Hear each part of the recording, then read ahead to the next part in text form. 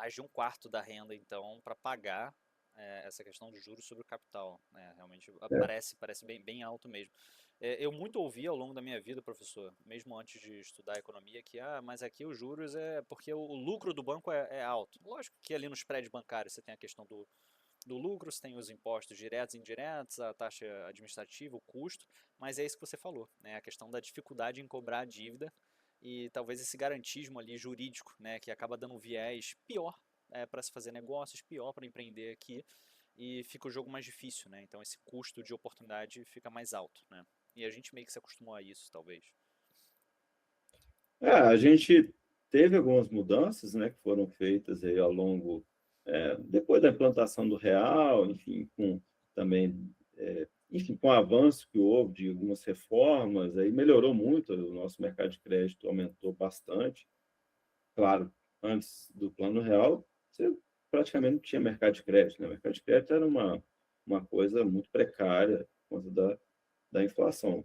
Mas agora, essa questão institucional é uma das mais graves. Tá? Inclusive, essas mudanças que foram feitas, muitas vezes têm sido relaxadas, o que está gerando problema já.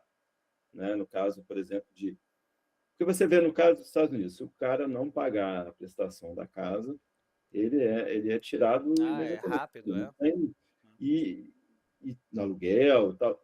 Qualquer coisa que gera disfunção nisso daí, que gera um custo, porque isso é custo, né? A perda. Se o banco tem que entrar na justiça, se o banco tem, já é custo. Imagina quanto custa para um banco entrar na justiça. Então já é custo.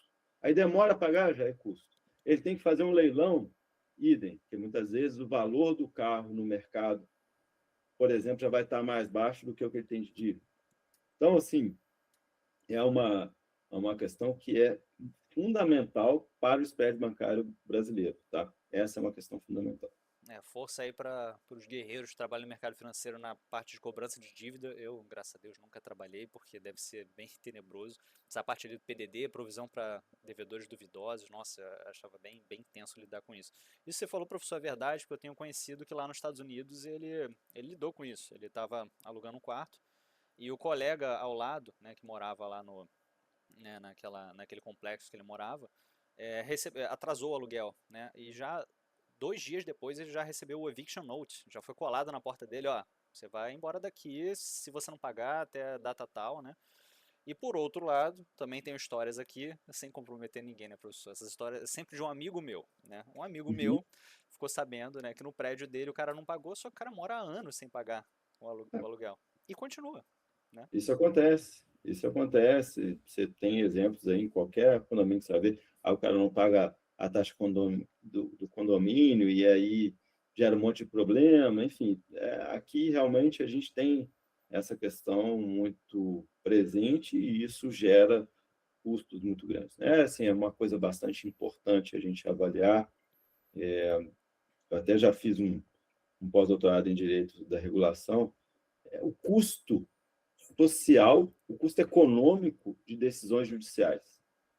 Eu frequentemente dou cursos aí para juízes e tal sobre o assunto, assim, porque muitas vezes parece que você está fazendo o bem, mas na prática você está gerando um custo para a sociedade. Então você melhora para uma, piora para um monte. Então é o que a gente chama de ótimo de Pareto em economia. Não, esse não é um ótimo de Pareto. Você melhora para um, piorando para um monte. Então está longe de ser ótimo de Pareto.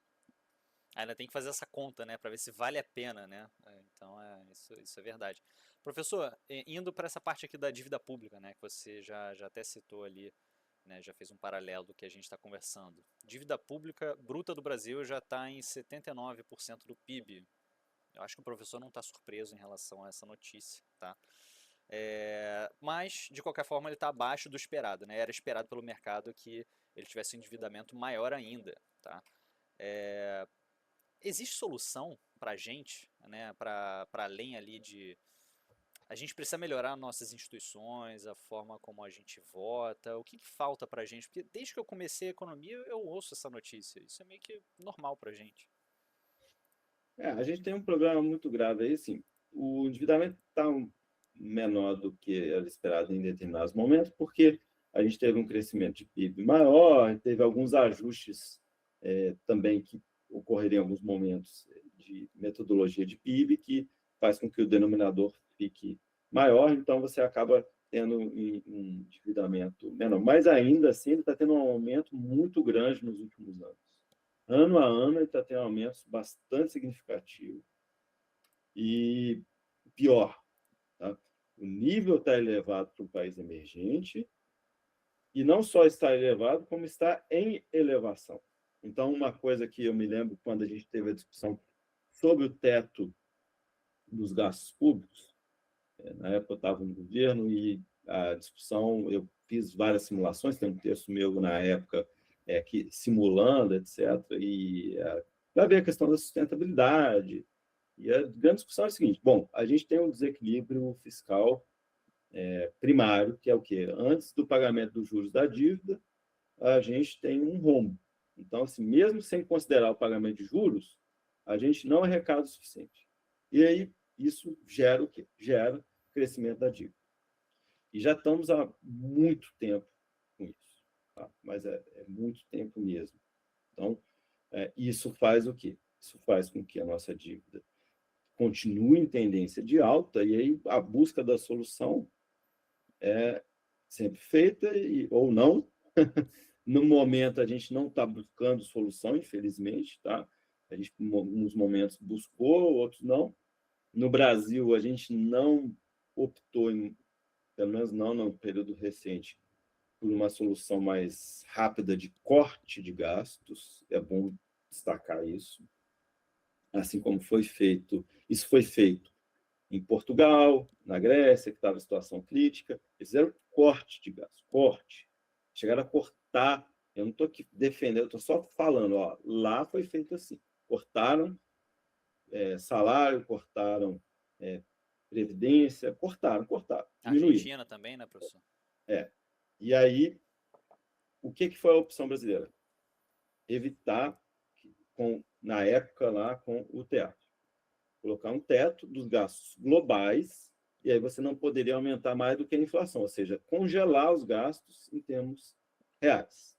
Qual que era o problema disso? O problema disso é que você tinha algumas despesas que necessariamente iam ter um crescimento vegetativo maior, mesmo que você não estivesse dando aumento real, por exemplo, para o salário mínimo, na época, tá? Por conta da demografia, né? O aumento da população aposentando, você gera essa pressão aí de gastos. E aí todo mundo já sabia que era preciso, para que sobrevivesse aquele arranjo institucional, que tivesse uma reforma da Previdência, que não saiu na época que se votou, né, o teto dos gastos, mas no governo subsequente isso foi aprovado, né, e embora com essa demora. Tá? Com a flexibilização que houve com o chamado novo arcabouço fiscal, naturalmente ficou muito difícil de você conter esse crescimento do endividamento, porque a receita, a despesa, ela cresce de acordo com a receita. Tem lá uma fórmula, enfim, não vou aqui entrar nessa complicação, mas o fato é que o que sobra para diminuir, para melhorar esse resultado fiscal é muito pouco, e depende das condições. Tá? Então, e voltar a algumas vinculações que são bastante complicadas, porque as vinculações de saúde e educação são com a receita. Então, você tem um arcabouço que automaticamente, porque quando estava com o teto dos gastos, essa vinculação tinha sido cortada. Você tinha um mínimo que você tinha que gastar, que tinha que ser reajustado pela inflação, mas você não tinha mais o vínculo com a receita. Aí agora, com a volta do vínculo com a receita, o que acontece? O ganho que você tem por meio de aumento de receita, parte dele vai com aumento de despesa obrigatoriamente feito. Tá? E o governo está dependendo praticamente tudo em aumento de receita. Por quê? Está dando aumento real para o salário mínimo. Aumento acima da inflação para o salário mínimo é a grande questão do aumento de gastos no Brasil. Se eu tivesse que eleger um ponto, eu não estou falando que é o único, mas é o principal. É o principal? Isso eu te afirmo com toda certeza. Por quê? Porque ele reajusta regime geral de previdência social, praticamente mais da metade aí dos beneficiários, tá? Reajusta o BPC, que é o benefício de prestação continuada, que é definido pela Lei Orgânica de Assistência Social, que está crescendo vertiginosamente, tá? Por várias questões, não só aumento do salário mínimo, mas aumento da base mesmo, tá? Então, tem problemas graves aí, tá? Abono salarial, enfim, um monte de coisa é linkada com o salário mínimo. E as transferências de renda no Brasil são o grande item de custo do governo federal. De longe, mas de muito longe. Muita gente fica preocupada se está gastando com cafezinho, com viagem. Isso não é nada, nada, zero, comparativamente falando, em termos percentuais. Com transferência de renda, esquece. Então, se a pessoa acha que aí é o problema, que é o investimento, que você construiu uma ponte. Em termos de governo federal, gente, investimento é muito pouco, muito pouco. Então, assim, hoje, se você me perguntar alguma medida para conter gasto público efetiva, que gere impacto realmente grande, se não passar pela questão do aumento do salário mínimo real acima da inflação, se não passar por alguma coisa ligada à Previdência, esquece. Não estou dizendo que você não precisa fazer mais nada, mas esses são os itens mais significativos. Porque o segundo item significativo que tem é gasto com pessoal. Aí seria reforma administrativa, mas o impacto seria lento também.